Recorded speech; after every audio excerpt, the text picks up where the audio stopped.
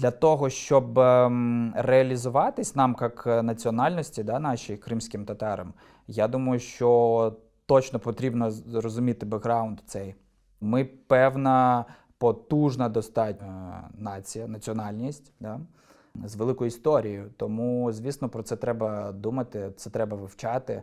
І я навіть десь жалкую, що я достатньо неглибоко це вивчав в школі.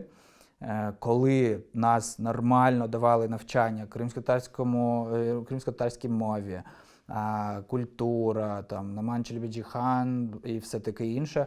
Тобто я до цього не дуже серйозно відносився на той момент. Зараз я про це жалкую, але просто я це вже класно, що це усвідомлюю, і я можу цим займатися і напитуватись далі, і щось там рити в історію і так далі. Тому це